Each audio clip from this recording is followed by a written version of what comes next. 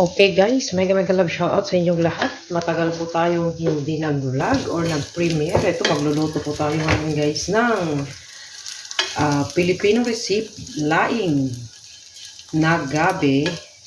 At ito ang aking mga sangkap guys. Niluluto ko ngayon tong ano guys, tong tawag ito, tong daing. Para isahog natin doon sa laing na daing din. Okay. Ito guys, yung pagsahog natin ng laing na ganito, ay daing na ganito is optional lang para sa akin. Kasi ang inuunang sinasahog natin dyan sa laing guys is baboy. Pero ito guys, optional lang ginawa kong ito para mas malinamnam at malasa. Igigisa ko muna itong daing na to. Okay guys, tapos na tayo sa paggisa at set aside na natin to para mamaya. Okay guys, wait lang dyan. Okay, set aside natin yan dyan guys. At eto na tayo guys, magluluto na tayo ng ating laing. Ayan.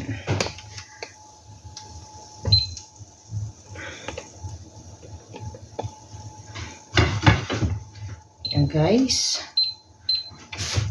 Oh. Pero ang aking ingredients guys, shout out sa inyong lahat. Ito ang aking ingredients. Ang sibuyas, garlic, at saka yung ginger. At saka of course guys, ang ating pork belly. Ito yung pinakamasarap na i-ano natin dyan sa laing. Ipangsahog natin sa laing ito guys. Ito ang the best. Ika nga nila. Ayan, oh. Okay guys, ilagay na natin doon at igigisa natin. Hindi ko siya lalagyan ng ano guys, ng mantika para pagka i-ano natin to, magmamantika din ito para hindi siya gaanong mamantika. Kasi nga po, lalagyan din natin siya ng coconut milk. At yung coconut milk na yun, magmamantika rin yun. Ayan guys. Antayin lang natin na magiging hot siya. Oh, hot talaga. Ayan, antayin lang natin guys. Isasakay natin yan sa ano. Ayan. Okay. Antayin natin na magiging golden brown siya guys. Para magsilabasan ang kanyang mantika. Para mas malinamnam at malasa siya.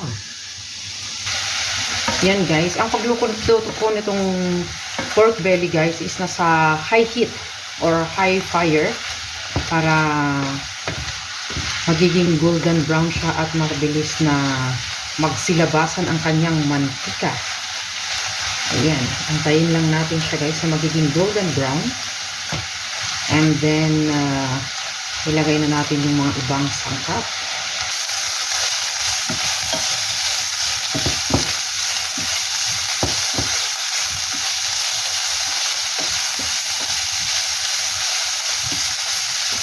Ayan, unti-unti na siyang nagiging golden brown guys. Ayan. Antayin lang natin na magsilabasan ang kanyang mantika at totally na golden brown. Ayan na siya guys. Oh, nagmamantika na siya. Nagiging golden brown na siya. Ayan.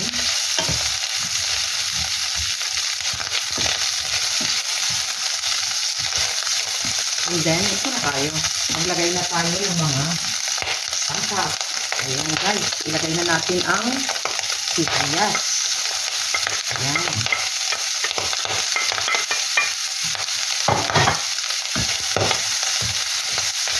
Look guys, magiging New Year na yata dito. Nagsisiputukan na lahat ng mga karne ng baboy. Ayan. Yan na lang natin ng mga 1 minute tong sibuyas natin. Para magiging ano lang siya. Ayan. And then, sunod din natin ang bawang. Ayan guys.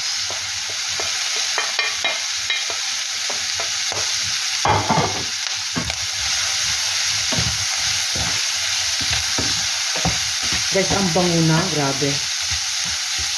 Ang bango na yan. Wow.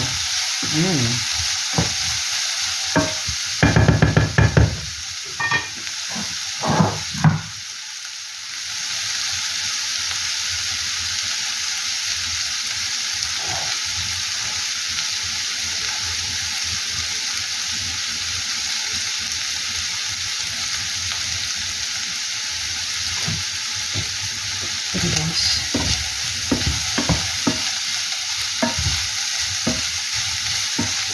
Ayan, at isunod na rin natin ang luya or the ginger. Ayan guys. Ang bango na. Nakakagutom. Sana lang magiging ano siya, maayos ang ating pagkaluto. Oh wow, nagsilaglagan. Sitapunan na lahat. Ayan guys. Ayan.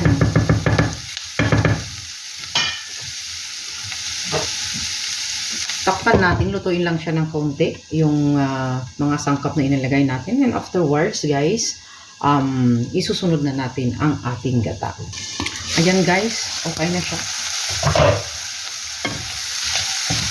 Ayan, napakabango. Napakabango guys. Tapos ito guys, maglalagay na tayo ng gata. Coconut cream. Maglagay tayo ng dalawa guys. Uy, creamy na creamy talaga. Ayan. Guys, disclaimer lang this is my own version. I'm not a chef, by the way. Pero I'm trying my best na makapagluto. Ganon! Shout out sa inyong lahat dyan guys, diba? Na-miss nyo akong magyaw-yaw, magdaldal na ganito kasi long time ago in Bethlehem na hindi ako nakapag-premiere. At ito yung isa pang cream. Ayan. Guys, pagka kinukulang kayo sa mga gata, pwede nyo siyang dagdagan. Pero sa akin mas okay na yung dalawa para hindi siya magiging creamer na creamer. Okay. Ayan, guys. And then, lakasan natin ng konti yung apoy para magiging boiled and boiled. Para kukulo siya ng mas mabilis. Ayan, di ba? Sobrang gatang-gata na yan, guys. At syempre, guys, kung gusto nyo ng takpan na natin yan, guys. Takpan na natin. And then, we will wait to become a simmer. Wow! Napapainis tayo pagka ganitong matagal tayong hindi nagluluto. Ayan. Antayin lang natin na kumulo siya ng konti, guys. And then, we will put yung mga another ingredients natin. Ayan, guys. Kumulo na siya. Kulong-kulo na ang dugo mo. Kaya ilagay mo na yung sunod nito. Ayan guys, kumulo na siya. At lalagyan na natin ng pampalasa. Sa akin guys, magdagdag tayo ng bagoong alamang. Kaunti lang, para pampalasa lang ba? Ayan. Yung ganyan lang ba guys? Para pampalasa. Pwede nating lagyan ng patis, kaso nga lang wala tayong patis, kaya alamang ang ilagay natin para malasa siya. Ayan. Tapos of course, lagyan din natin ng kaunting asin. Diba? Ayan, kaunting asin lang guys. Para hindi naman siya magiging maalat na maalat. Kasi pag maalat na maalat ngayon ang mga pagkain natin guys, at umiedad na tayo, it's not healthy, you know. Ayan. And then, of course, ilagay na natin ang pinaka-main. Hindi natin makikita. Ito. Ang pinaka-main ingredients natin na ito yung laing. Ayan, guys. Uy. Ayan. Ito, guys, binabad ni BFFD na kagabi, magdamag. Tapos, pinakuluan din namin ng 3 hours. Kanina, bago kami umalis. Ayan. And then, pagdating ko dito sa bahay, pinakuloan ko din ng 1 hour. Kasi parang hindi siya lumalambot. Oo. And then, hinugasan ko siya ng maigi para matanggal yung, di ba minsan guys, yung mga gabi, ano siya, medyo makate. Tinatanggal natin yung kate. Yun, ibabad mo siya para matanggal yung kate. At saka, ganyan lang guys. Mamaya na natin yan Ang sabi nga nila, wag mo daw siyang haluin ng haluin pag nagluluto ka ng gabi. Ayun. Ayan guys, takpan muna natin at antayin natin na kumulo. And then, ilagay natin yung mga ibang ingredients din. Stay tuned guys. Wait lang kayo. Ayan guys, kumulo na siya. Haluin lang natin ng konti. Siyempre, natural. Para pababain natin yung gabi. Ay, charot. I-dump natin siya. Char. O, ayan. Ganyan guys, Okay.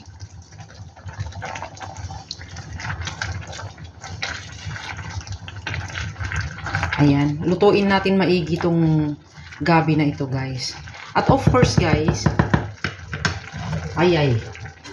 ilalagay na natin yung yung prinito nating daing. Ayan. Pero guys, ang paglagay nito is optional lang kung gusto nyo. Pero kung ayaw nyo naman, okay siya. Pero sa amin kasi, mas masarap kung meron kang mga ketche-bureche na isinasahog. Ganyan. It seems na meron naman kami. Kaya nilagyan ko na lang ng daing. In fairness guys, this is from Philippines Steel. Pinadala nila kay BFF Dinaco. Ayan. Lulutuan ko siya guys ng laing ng ating BFF. Ayan, char. Ayan guys, at hayaan natin kumulo, maluto ng maayos guys. Kasi ang laing, it needs to cook well. Ika nga nila, para mas malinamnam, mas masarap, at mas malasa. Ayun. Ayan guys. At later on, ilalagay natin ang ating pinakamasarap na chile. Yun ang magpapasarap sa ating lulutuin. Ayan guys, stay tuned muna kayo dyan at tatakpan natin. Para maluto maigi ang ating laing. Ayan guys, kumukulo na. Ayan. Pakuluan lang natin, lutuin natin to guys ng mga half hour. Ayan. At syempre guys, ilagay na natin ang chile or pepper. Ayan. Guys, sa totoo lang, hindi ako naglalagay ng maraming sili kasi ang aking BFF hindi siya kumakain ng sili. Kaya lang natin yan guys. Ayan. Ganyan lang. Hindi naman siya gaanong mahanghang siguro to. Kaya niya siguro to. Or tanggalan natin. Whatever. We will see. Ayan guys. Hayaan na lang natin yan guys na kumulo. The time check is 6:10. And then titignan natin to guys until 6:30 or 6:30. Para maluto siya ng maigi guys. I put in a low fire para maluto siya ng maayos. Para hindi siya masunog. And we will keep takip na siya. Ayan. And then hayaan natin siya guys ng within half hour para maluto ng maayos yung ating laing. Para masipsip yung creamy ng ating coconut cream. Or yung ating gata. At para mas masarap siya. At pagka hindi kasi malambot yung laing natin guys, hindi yan masarap. Kaya hayaan lang natin yan guys na maluto ng maayos. Ayan guys, stay tuned lang tayo dyan. And takpan na natin. Ayan guys, ang ating last part. Tingnan na natin. Ayan na. Medyo okay na siya. Lagyan na natin ang pinakahuling ingredients. Maglagay tayo ng ground black pepper. Kunti lang guys. Depende sa inyo guys kung gusto nyong lagyan. Pero ako, maglagay lang ako ng konti para may lasa naman siya. Titikman natin siya guys kung anong sabi. Kung anong sabi. Ayan. Nagmamantika na yung guys, yung gata. Kasi it exactly half hour na niloto natin sa low fire para maluto siya ng gusto. Pero ililib natin siya ng another 20 minutes para maluto siya ng maayos. Kasi I think hindi pa siya lutong-luto. Na gaya ng sabi ko nga na dapat lutuin natin ng maayos. And now, tikman na natin guys kung anong sabi.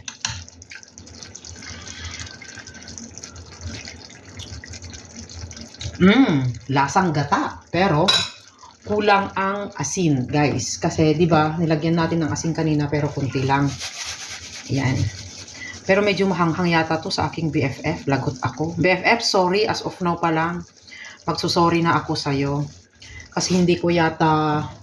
Pero sa akin to, okay na to. Pero sa BFF ko na hindi kumakain ng chili. As I've said, guys. Mahanghang na to siguro sa kanya. Sasabihin na naman sa akin, ay nako, nilagyan mo ng malaming sili. Ganito ganun. Lagot ka, Wilma. Ayan, guys. I-ano natin. Haluin natin ng haluin. Para yung mga nandun sa ilalim, ipaibabaw natin. At saka, patuyuin natin ng maayos, guys, kasi medyo marami pa siyang gata. Na ano, kaya, lagay ko muna yung sili, tanggalin ko yung mga sili. Para makakain ng aking BFF. Kawawa naman siya pag hindi makakain. Uy. Ayan. Ayan, guys. Hayaan lang natin ito ng,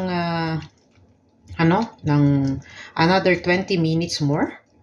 Para maluto ng maayos. And then, chibuga na! Ayan, guys. Ayan, guys. After 20 minutes, gaya sinabi ko kanina, ayan na siya.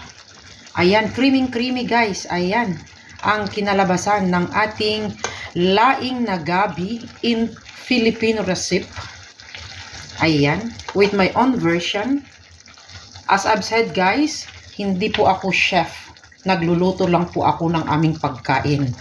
Pero I'm proud to myself na nagawa ko pala. This is my first time, guys, na magluto ng laing. Hindi po ako nagluluto ng laing. Kasi hindi po ako marunong and alam nyo naman, wala akong time na magluto. Kaya it's my first time, guys. Ayan, guys, ang the laing natin. Ayan, thank you so much, guys, sa mga walang sawang pagsuporta sa aking channel, Wilma Pasaway Vlog. Ang nagpapasalamat sa inyo parati at walang sawang pagmamahal. Thank you, guys, for watching. Bye-bye. Thank you.